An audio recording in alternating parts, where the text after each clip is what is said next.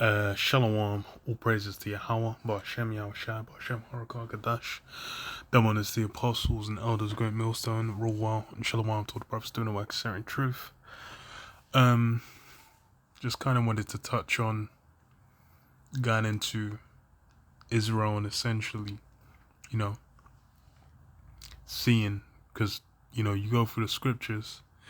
Well, even before that, when you deal with that modern form of Christianity, and what you even have, people that are aware that Israelites saying as well that, other than, nations other than Israel are going to be saved.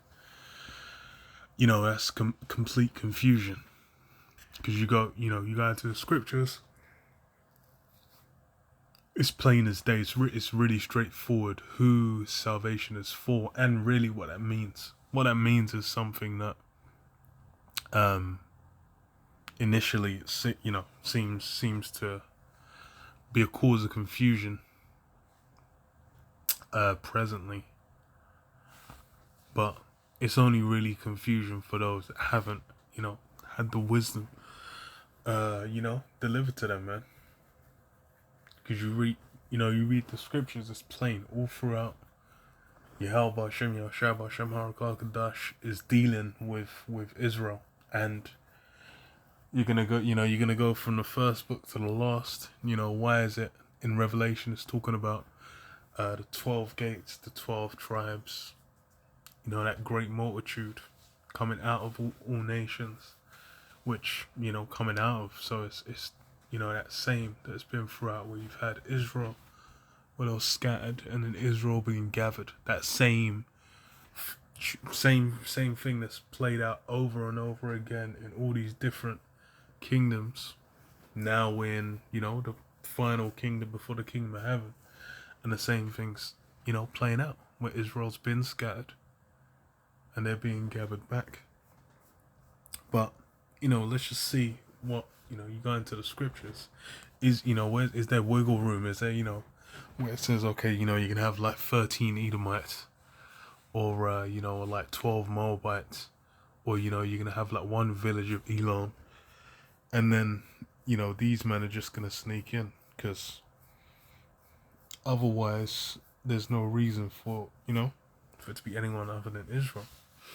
Now you might have someone calling himself an Elamite, calling himself like, you had people calling themselves Romans or Greeks back in the day, but then Acts chapter 2 tells you there was Israelites that came back from out of those nations, so that's plain. But then, straight up heathens, what is there any room for them? No, I don't seem so. So Luke 1:68 says what? Blessed be the most high power of Israel, for he hath visited and redeemed his people, and hath raised up a horn of salvation for us in the house of his servant David. So yeah, raise up a horn of salvation in the house of his servant David. And that house under David was what? All the 12 tribes, man, the northern kingdom and the southern kingdom. It was under Rehoboam, where it was split, and then 10 of the tribes got pieced off to Jeroboam, and we had the split since. But under David, that was a complete house, and that was the lineage that was set up as the line of kings, man. What is it called? The divine right of kings. That's what they call the that royal lineage. 7 David, as he spoke by the mouth of his holy prophets, which have been since the world began, that we should be saved from our enemies and from the hand of all that hate us. So yeah, save from our enemies. So when you're dealing with salvation, it's being saved from our enemies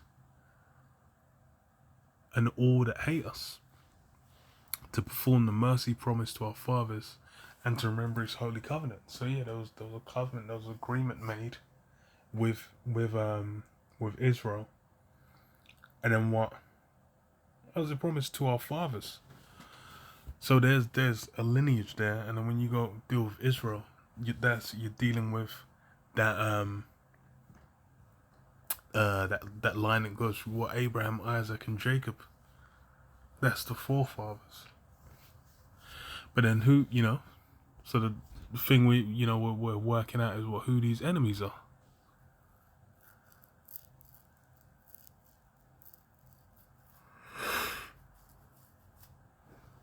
Because that's basically who we're being saved from, man.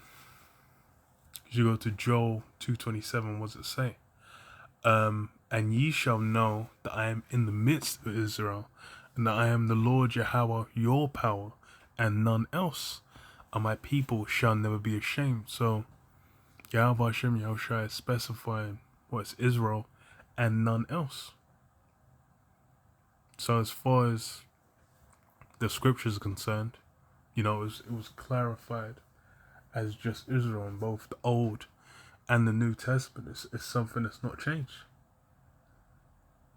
When when it's prophesying in Luke chapter 1, is what in regards to the salvation that Yahweh Shai was going to fulfill for Israel.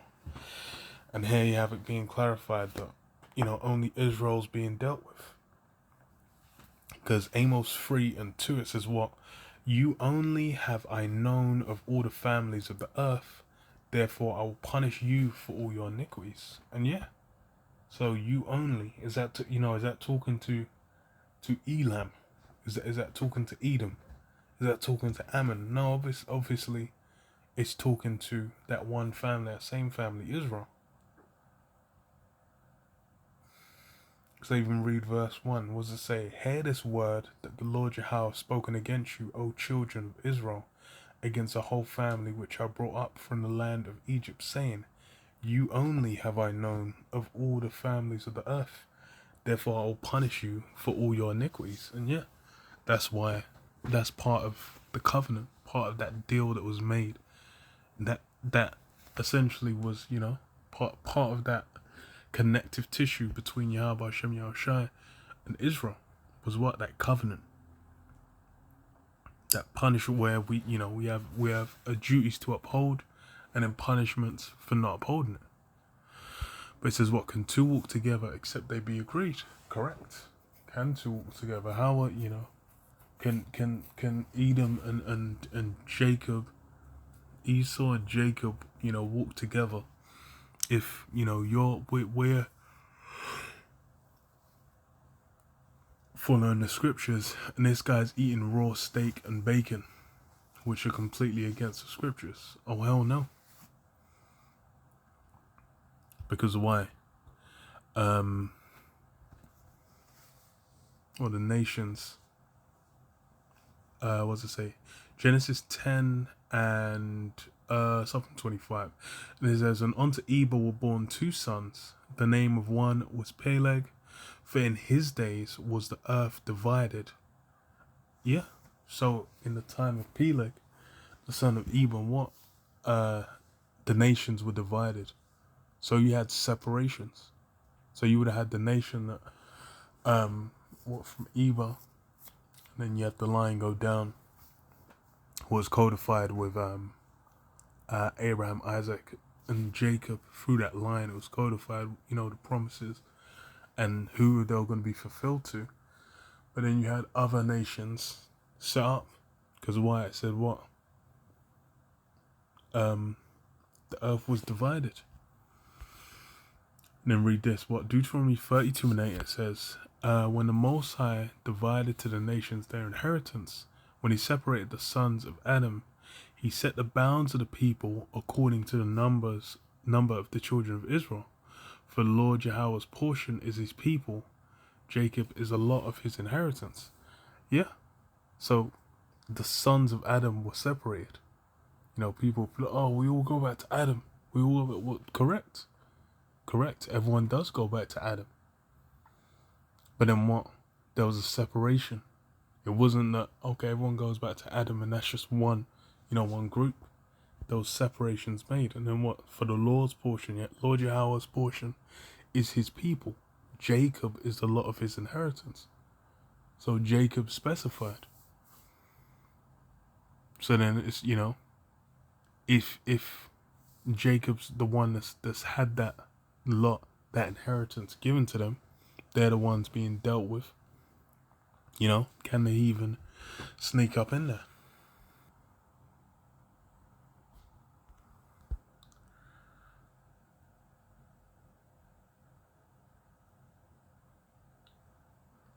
What was it?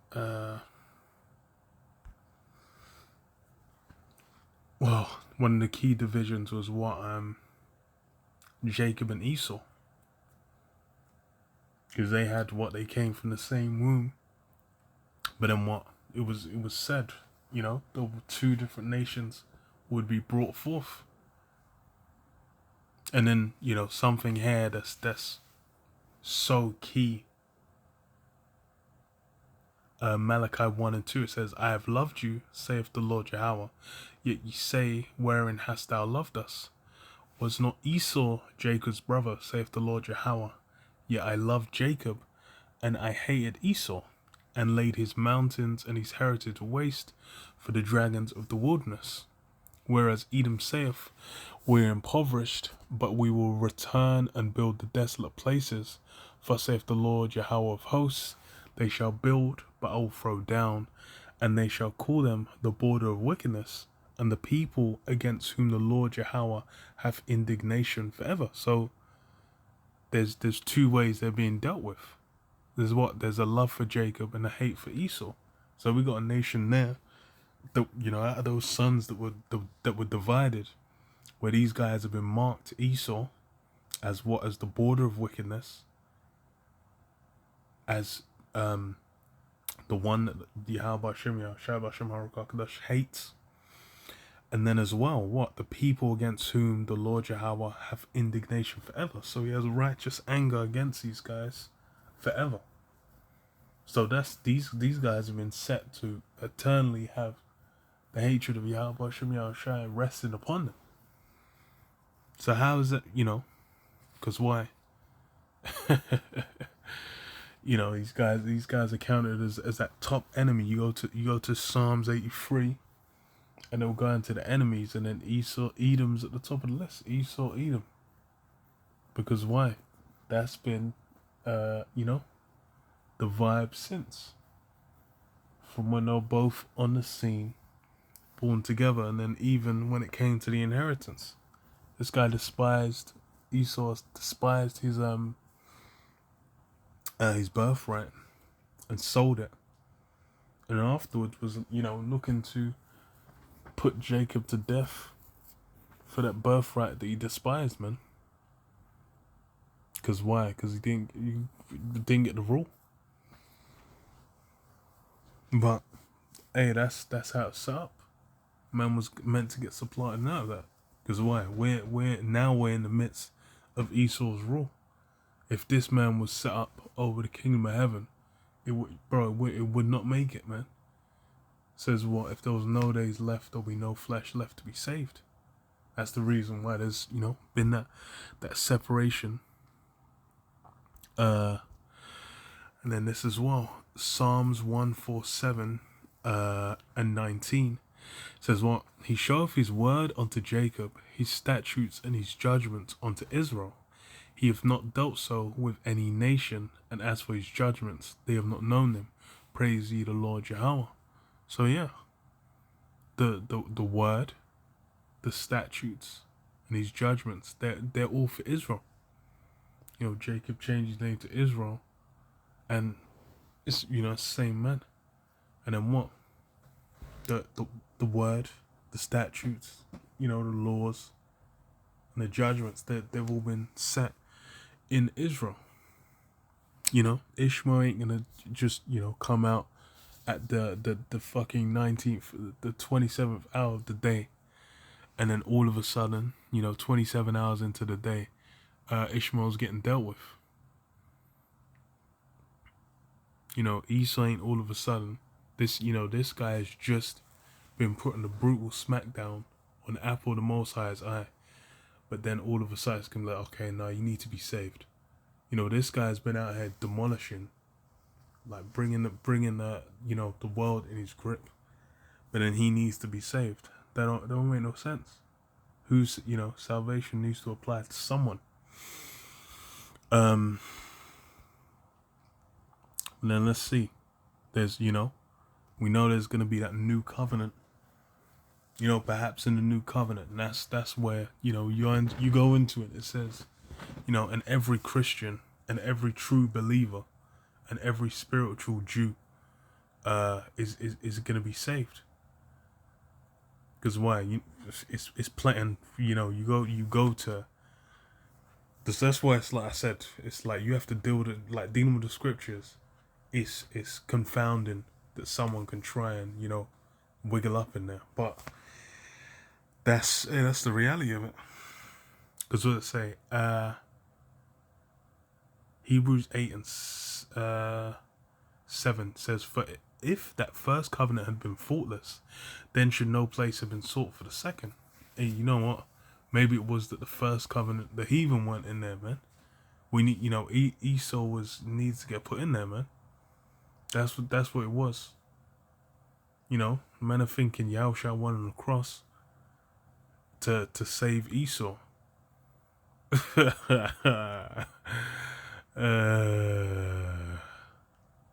Have sought the second, for finding fault with them. He saith, "Behold, the days come, saith the Lord, that I will make a new covenant with the house of Israel and with the house of Judah." Damn. So specifying the house of Israel, the house of Judah. Both the northern and southern kingdom, where these guys are going to be meshed back. They're going to be brought back. They'll close up the breaches thereof and have that new covenant together, as one. Because why? You make both them sticks, one for Israel, one for Ephraim, then what?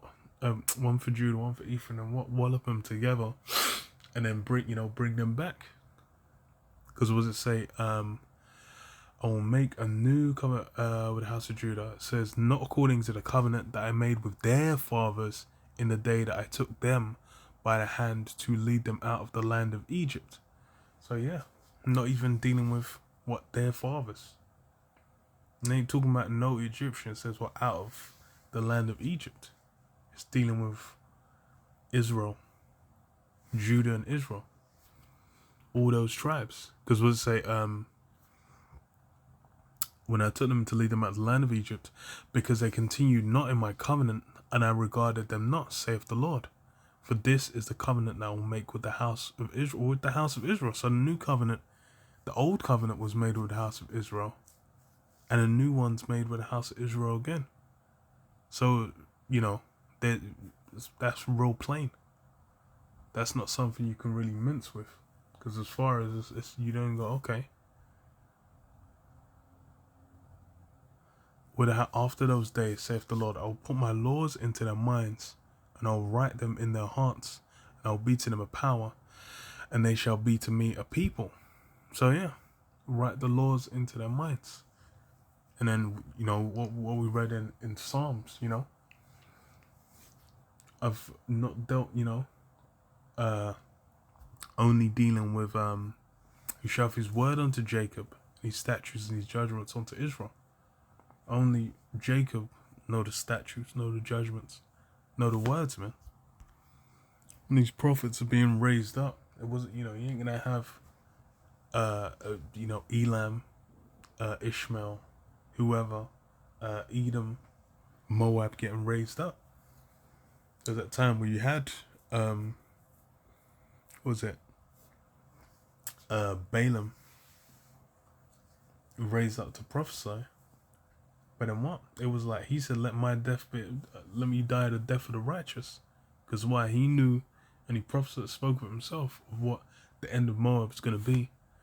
But then he wanted that, the death, the righteous get, man, the death that Israel's going to get. Because why? It's basically been set for Israel what their inheritance will be. The reward they'll get at the end as part of what those promises that were agreed to with Abraham.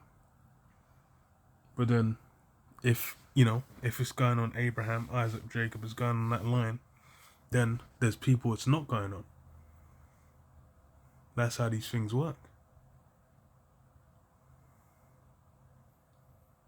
and I will be to them a power, and they shall be to me a people. So yeah, that's, you know, reconfirming that relationship. And then, you know, can the heathen come in? And we got, you know, an example from the Old Testament from back in the day. You know, the heathen. You know, if these guys, you know, they learn the scriptures, they come to the church, they come to the mega church, they slam down the big bucks, and then they're dropping 200, 300 bucks every Sunday in the offering bowl. Got everyone guapped, you know, got the pastor in fucking crocodile skin boots, you know, eating good, eating unrighteous meats, overweight, eating unrighteous meats, dancing, skanking on stage.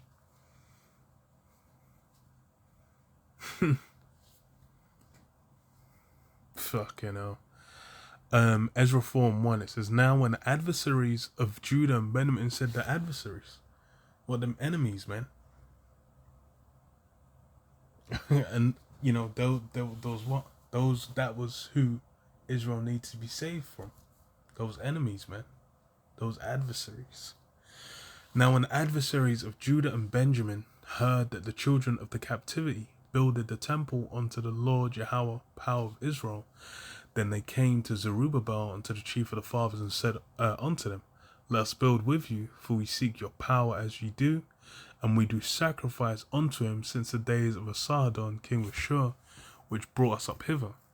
But Zerubbabel and Jeshua and the rest of the chief priests of the fathers of Israel said unto them, ye have nothing to do with us to build an house unto our power, but we ourselves together will build unto Yahweh, power of Israel, as King Cyrus, the king of Persia, have commanded us. So yeah, ye have nothing to do with us. So that separation was made. And like I said, in the time of Peleg, there was division. And then what? The sons of Adam, they were separated. And then what? After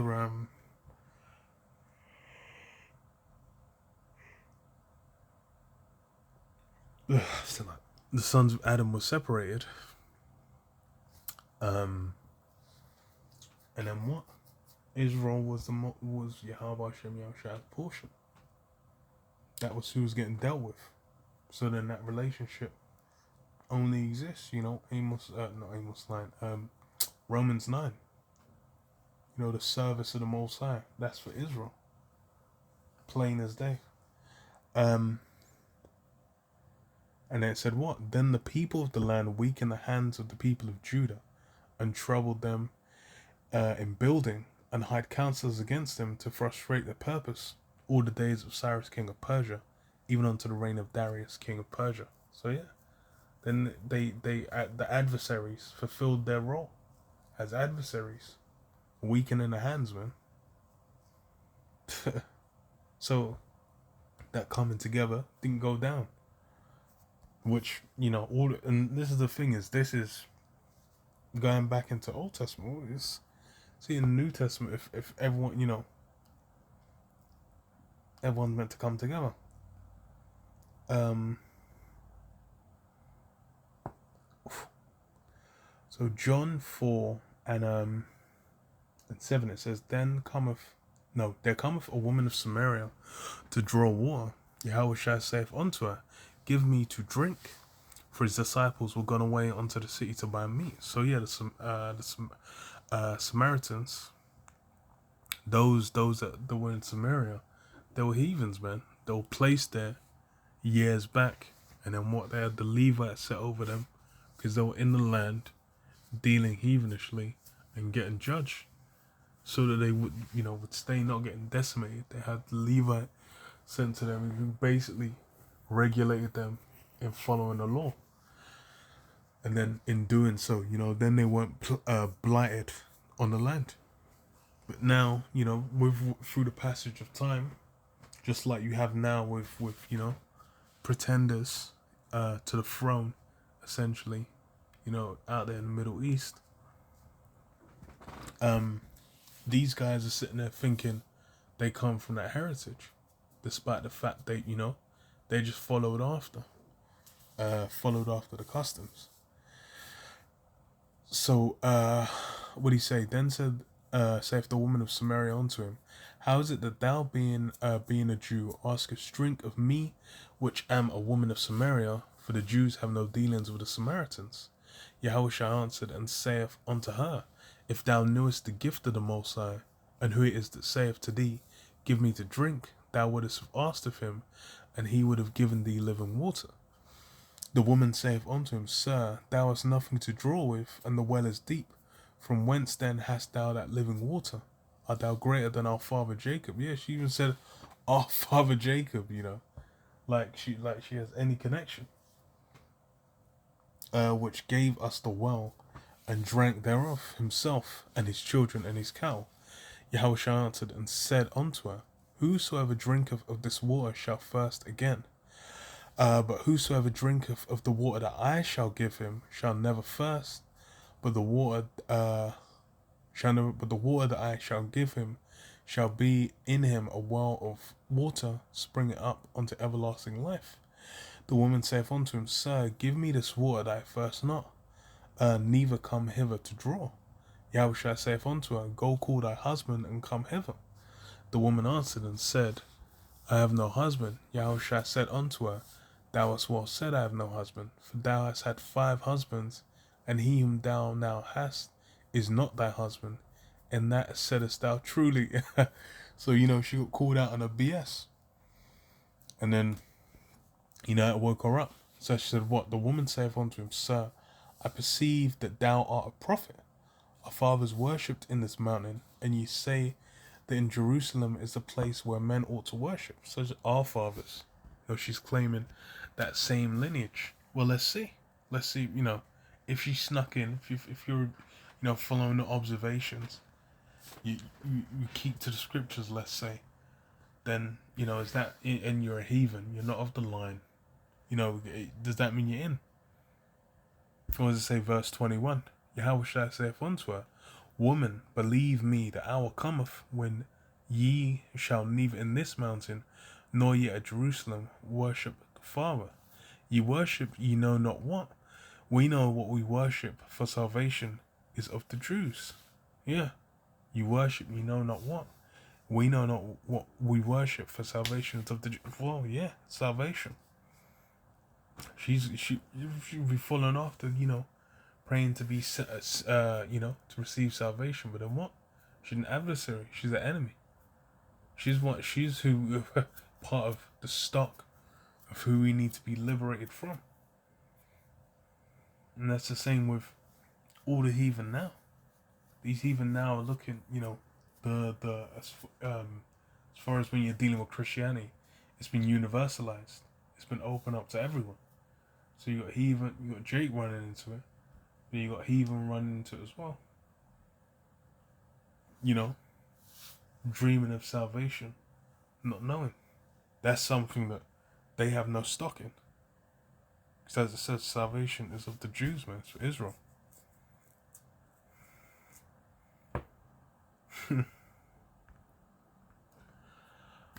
But it's something that was plainly, stated by Joshua. Joshua 24:14, it says what? Now therefore fear the Lord Yahweh and serve him in sincerity and in truth, and put away the gods which your fathers served on the other side of the flood and in Egypt, and serve ye the Lord Yahweh. So yeah, essentially being told, separate from following after those heathenish gods, and then what? Serve the Lord Yahweh B'Shem Yahushai. Because what it say? And if it seem evil unto you to serve the Lord Yahweh, choose ye this day whom you will serve, whether the gods which your fathers served, which were on the other side of the flood, or the gods of the Amorites, in whose land ye dwell. But as for me and my house, we will serve the Lord Yahweh. So yeah, it was basically put, you can, as far as for Israel, deal with the Most High, or deal with the heathens and their gods, man. Because why? That's as plain as it is. It's meant to be Israel and the Most High. Then what the heathen are off doing their thing. And really, it's for the elect. The elect are the ones who will be what? As for me and my house, we'll serve Yahweh Shem Yahushua. Because it's clear today now what the wickedness of Israel, those that aren't the Israel of the Most High, they're off doing all forms of madness, wearing all kinds of criminal things, ingesting all kinds of vile things, partaking in unprofitable acts.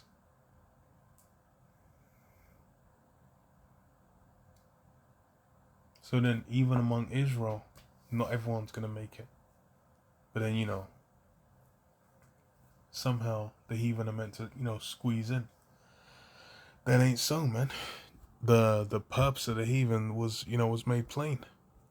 Joshua 23:13, it says, "What? Know for a certainty that the Lord Yahweh your power will no more drive out any of these nations from before you, but they shall be snares and traps unto you, and scourges in your sides, and thorns in your eyes, unto you perish, Salak, from off this good land which the Lord Yahweh your power hath given you." So yeah, the heathen and the gods they worship were set up as snares. They were traps, man. They were meant to be destruction onto Israel, which that's what they did, man. These guys, multiple times, these nations partook in putting Jake into captivity.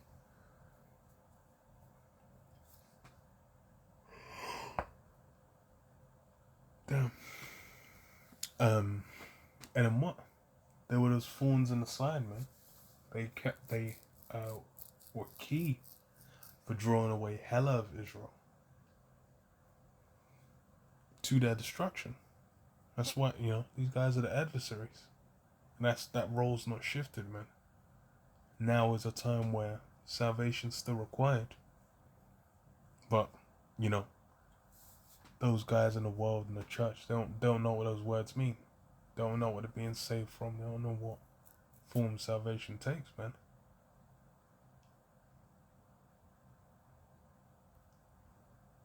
But yeah. Damn.